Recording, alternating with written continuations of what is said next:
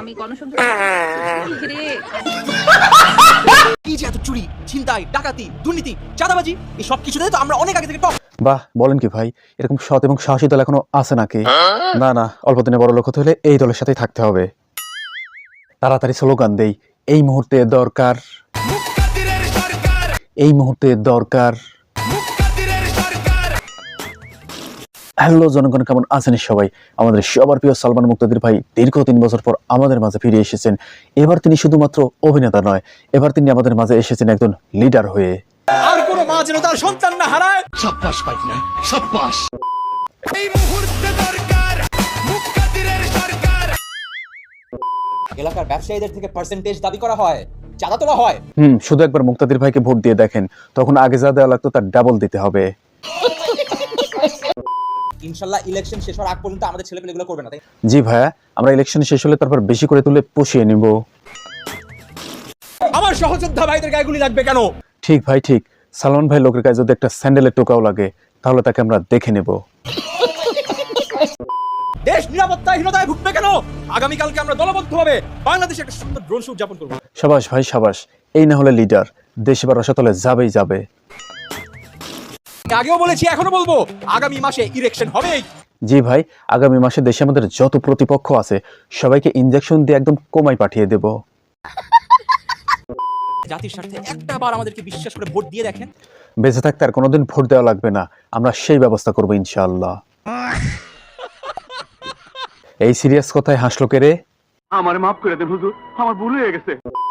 আপনার মতো মানুষরা কিন্তু 52 চেতনার বিরোধী। না ভাই, এত কম হবে না, 52 দুগুণ 104, ভাইও 104 এর চেতনা বিরোধী। সঠিক বলেছেন। এই যে মেয়েটা, এটা 71 বিরোধী। না ভাই, ও 77 বিরোধী। উনি অগাস্টের চেতনা বিরোধী। ভাই উনি পৌষ মাসের চেতনা বিরোধী, কারণ কারো পৌষ মাস আর কারো সর্বনাশ। আপনাদের ভোট আমাদের খুবই দরকার। আগামী 7 দিনের মধ্যে দেশকে সিঙ্গাপুর বানাতে আপনাদের ভোট আমাদের খুবই দরকার। ভাই অনুগ্রহপূর্বক আপনাদের ভোটটা আমাদের সালমান মুক্তাদির ভাইকে দিন। কেন? কারণ দেশকে রসাতলে নিতে আপনাদের ভোটটা আমাদের খুবই দরকার। কি বলছিস তুই? বিরোধী দলের যদি আপনারা ইতিহাস ঘেটে দেখেন, সেখান থেকে একদম ডাস্টবিনের মতো দুর্গন্ধ বের হবে। গণসংযোগ রে আমাদের সালমান মুক্তাদির ভাইয়ের দলকে দেখেন কত ভালো। আপনাদের দলের কর্মীদের নামেও তো 120টা মামলা আছে। আপনারা অতীত নিয়ে পড়ে থাকলে হবে? ধর্মী, আপনারা শুধু অতীত নিয়ে পড়ে থাকেন। এত অতীত নিয়ে পড়ে থাকলে হবে? ভবিষ্যতে যে আমরা অন্যায় দুর্নীতি করব তার কি হবে? উনি আমাদের দলের নেতা নন। উনি একটা বিশ্ব বাটপার, আমাদের দেশের শত্রু। কি বলছিস তুই? আমারে মাফ করে দেন হুজুর, আমার ভুল হয়ে গেছে।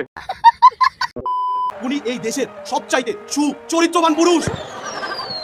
উনি সুচরিত্রবান নাকি কেমন তা পিছনের ওনাদের হাসি দেখেই নিশ্চয়ই বুঝে গেছেন।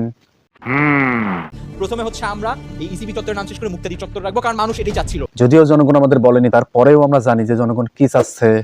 ঠিক আছে ঠিক আছে। দর্শক কাছে পর্যন্তই, ভালো লাগলে লাইক দিবেন এবং সাবস্ক্রাইব করে অবশ্যই পাশে থাকবেন যেন যে কোনো ভাইরাল পেশাল উইদাউট ক্যাসাল আপনার কাছে পৌঁছে যায় সবার আগে। আর হ্যাঁ দর্শক, সময় কিন্তু ঠিকই চলে যাবে, আর একদিন আমরাও। সো ভালো কাজের আদেশ দিন এবং খারাপ কাজে নিষেধ করুন। আল্লাহ হাফেজ।